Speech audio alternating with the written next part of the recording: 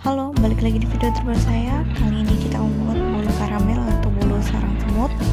Dijamin nanti gagal dan cara pembuatan juga mudah banget, step by step untuk diikuti. Oke, langsung saja. Bahan-bahannya ada sekitar 15 sendok makan gula pasir atau 18 sendok juga boleh kalau mau yang manis. Untuk airnya kita pakai 1,5 gelas belimbing takaran seperti biasa, dan ada tepung terigu dan tepung tapioka masing-masing 8 sendok makan. Nah, untuk margarinnya kita pakai 12 sendok makan dan nanti dicairkan, dan ini untuk terus kental manisnya ada 6 sendok makan juga. Dan telurnya kita pakai 3 butir telur ukuran sedang, dan ada masing-masing 1 sendok teh baking soda dan baking powder.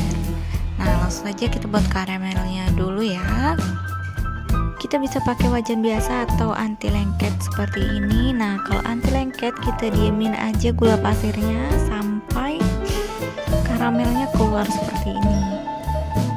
Supaya rata kita bisa goyang-goyangkan, karena takutnya gula pasir itu tajam dan nanti menggores wajannya. Oke, kalau udah agak cair boleh diaduk. Lalu kecilkan api, jangan terlalu besar nanti gosong. Kecilkan api, saya skip videonya, lalu tambahkan air. Nah, ini adegan yang sangat berbahaya karena percikannya itu sangat kuat, lebih-lebih dari kalau kita menggoreng telur.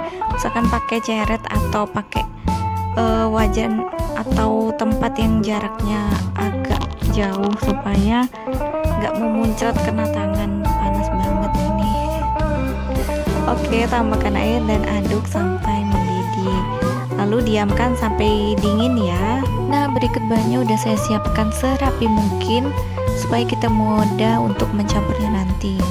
Dan margarinnya sudah saya lelehkan, videonya nggak saya rekam. Dan untuk air karamelnya ini udah dingin, udah nggak panas lagi. Nah, 3 butir telur langsung saja kita kocok lepas, dicampur dengan susu kental manis. Aduk menggunakan kocokan telur atau garpu atau sendok juga boleh, gak ada tuntutan supaya ngembang. Nah, langsung saja kita masukkan susu kental manisnya, aduk lepas sampai rata. Nah, di sini saya sukanya kalau buat bolu karamel itu nggak perlu diaduk sampai mengembang berbusa. Jadi langkahnya itu mudah banget, tinggal dicampur satu persatu bahan. Yang penting langkahnya tepat dan bahannya nggak kurang dan nggak lebih. Nah, langsung saja kita masukkan tepung terigu dan tepung tapiokanya itu memasukkannya bergantian. Tepung terigu, tepung tapioka, dan larutan karamelnya. Urutannya seperti itu. Langsung saja perlahan-lahan ulangi semuanya sampai semua bahan habis.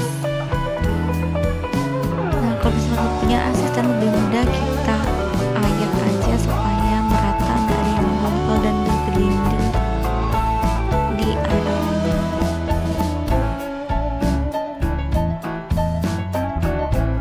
Ulangi step by step, tepung terigu, tepung tapioka, dan air karamel sampai habis. Lalu tambahkan baking powder dan baking soda. Sebenarnya saya terpikir juga cara membuatnya supaya lebih simple. Kita aduk semua bahan keringnya, kita ayak seperti tepung terigu, tepung tapioka, dan baking powder dan baking soda seperti kita membuat brownies. Jadi nanti langsung aja kita campurkan telur dan bahan karamelnya. Tapi karena saya baru pertama kali juga buat, jadi saya ikuti langkah-langkah pada umumnya. Kita lihat hasilnya nanti apakah berhasil atau tidak.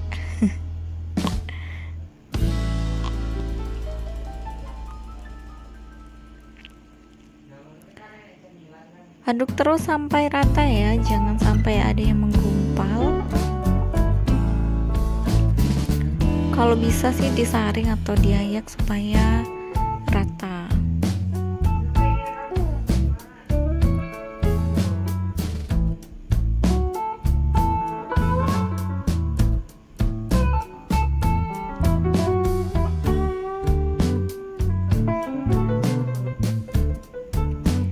Nah, setelah rata, yang terakhir kita masukkan margarin yang telah dilelehkan tadi. Aduk lagi sampai rata juga, sampai nggak ada yang mengendap di atasnya. Margarinnya itu sampai bersatu dengan adonannya.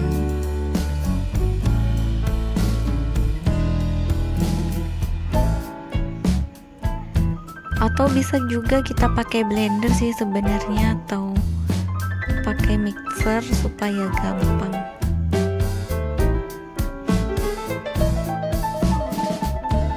Aduk terus seperti ini. Nah, tidak ada yang mengendap di atasnya, sudah merata. Dan kalau masih ada yang menggumpal, kita ratakan terlebih dahulu sebelum kita panggang adonannya.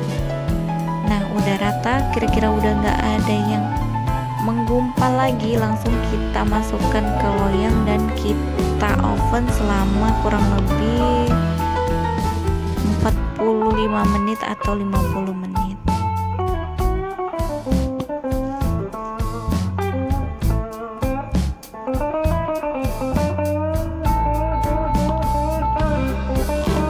Jangan lupa panaskan oven terlebih dahulu supaya ketika kita memanggang memang sudah benar-benar siap. Gunakan api sedang, jangan terlalu besar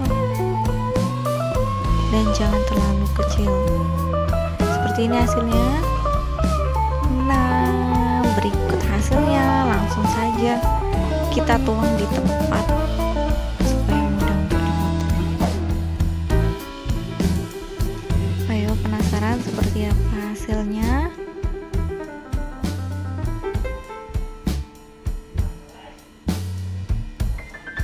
Wow, seperti ini.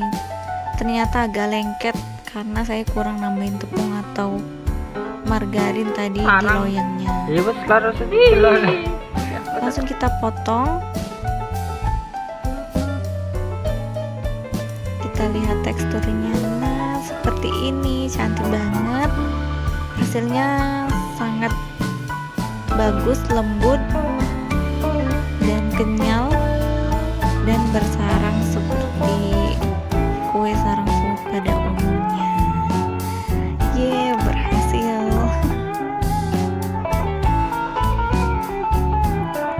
Oke, terima kasih telah menonton videonya ya.